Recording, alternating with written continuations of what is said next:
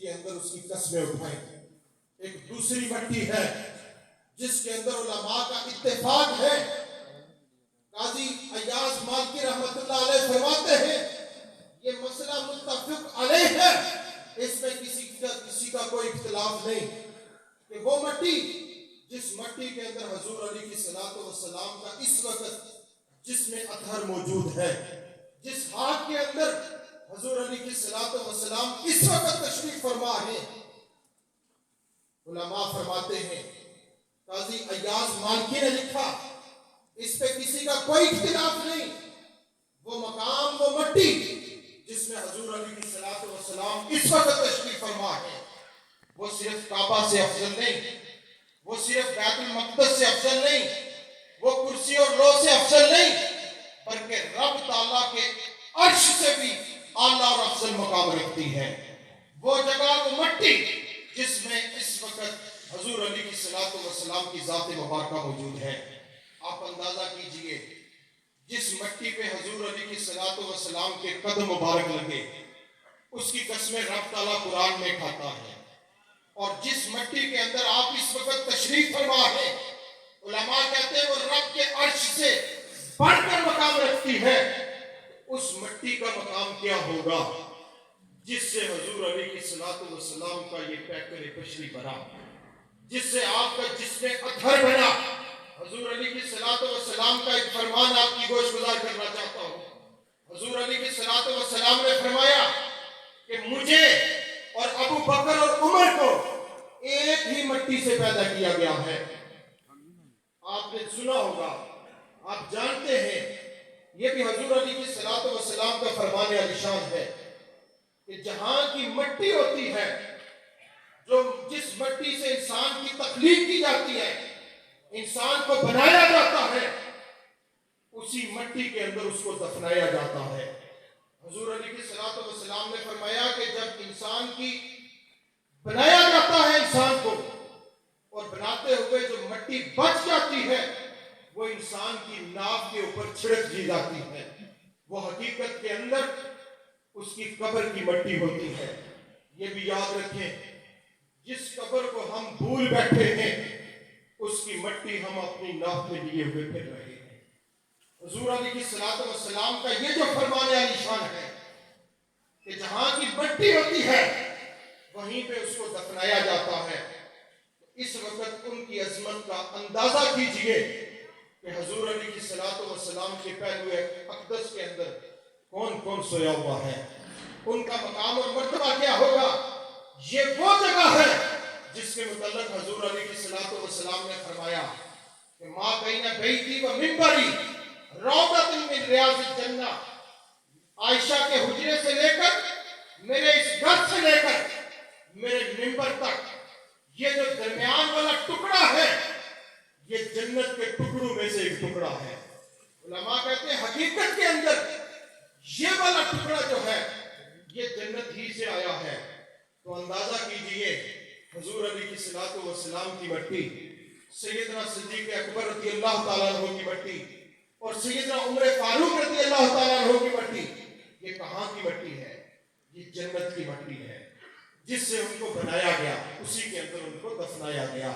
حضرات محترم, ان کے مناقب فضائل بیان کرنے کے لیے اگر بندہ ساری زندگی بھی لگا لے تو صحابہ کرام کے فضائل کو کوئی بندہ بیان نہیں کر سکتا. ایک شخص وہ ہے جس نے صرف حضور علی کی صلاۃ والسلام کی زیارت کی ہے اور زیارت کرنے کے بعد آپ کی ذات پر ایمان لے آیا ہے, اس نے کوئی عبادت اور ریاضت نہیں کی. صرف حضور کی زیارت کے بعد اسلام قبول کیا, حضور کی ذات پہ ایمان لے آیا, اس کا مقام اور مرتبہ اتنا بلند ہے ساری کائنات کے عبادت گزار مل کر بھی اس کی پاؤں کی خاک کے برابر بھی نہیں پہنچ سکتے. یہ ایک صحابی کا مقام اور مرتبہ ہے, اور ہمیں یہ اعزاز حاصل ہے کہ ہم ایسا ستھرا عقیدہ رکھتے ہیں کہ ہم صحابہ کے بھی غلام ہیں اور اہل بیت اطہار کے بھی نوکر ہیں. حضرات محترم, حضور علی کی صلاۃ والسلام کے یہ جو صحابی ہیں ان کو رب تعالیٰ نے ایک اور جو اعزاز عطا فرمایا, صرف وہ عرض کر کے میں اجازت چاہوں گا. जितने भी अंबिया इकराम इस दुनिया के अंदर तशरीफ लाए, वो अपने से पहले की तस्दीक करते थे और अपने से बाद में आने वाले की बिशारत दिया करते थे कि मेरे से पहले वो जो नबी था वो बरहक था, वो सच्चा नबी था। गोया हर नबी दो वस्फों के साथ इस दुनिया के अंदर तशरीफ लाया। वो मुसद्दिक भी था, वो मुबश्शिर भी था। वो अपने से पहले आने वालों की तस्दीक करता था और अपने से बाद आने वालों की खुशखबरी भी सुनाया करता था। लेकिन हुजूर अली की सलातो व सलाम की जब बारी आई, हुजूर अली की सलातो व सलाम पे अल्लाह रब्बुल इज्जत ने जब नबुव्वत का दरवाजा बंद कर दिया, जब आपको खत्म नबुव्वत का ताजदार बनाकर भेजा, तो अब आपके बाद किसी नबी ने नहीं आना था जो आपकी तस्दीक करता। रब ताला ने यहाँ पे कायदा और कुलिया चेंज कर दिया और फरमाया मैंने पहले नबियों को मुसद्दिक दिए थे, ए हबीब मैं तुझे सिद्दीक़ अकबर दे रहा हूँ। ये सिद्दीक़ अकबर लक़ब किस तरह पड़ा था? जब मिराज की शब हुजूर अली की सलातो व सलाम वापस तशरीफ ला रहे थे, तो आपने जिब्रील अमीन से एक सवाल किया था कि मैं वापस जा रहा हूँ, वापस जाकर जब लोगों के सामने ये मैं बयान करूंगा कि रब ताला ने अर्श की बुलंदियों पर बुलाकर मुझे मेराज कराई, मैंने जन्नत और दोज़ख का नजारा किया, वहां के अहवाल को देखा, तो कौन मेरी तस्दीक करेगा? तो सैयदना जिब्रील अमीन रज़ियल्लाहु अलैहि सलाम ने कहा था, या रसूलुल्लाह सल्लल्लाहु अलैहि वसल्लम आप फिक्र नहीं करें, आपकी तस्दीक सिद्दीक़ अकबर करेंगे। सबसे पहले इस्लाम लाने वाले मर्दों में से सैयदना सिद्दीक़ अकबर रज़ियल्लाहु ताला अन्हु की जात है, जिन्होंने हुजूर अली की सलातो व सलाम पे ईमान लाए। फिर आपकी मिराज से वापसी पर सबसे पहले जिस बंदे ने तस्दीक की, उसका नाम सैयदना सिद्दीक़ अकबर रज़ियल्लाहु ताला अन्हु। अल्लाह के हुजूर दुआ है कि मालिक कुद्दूस हमें इन असहाब के नक्शे कदम पे चलने की तौफीक अता फरमाए।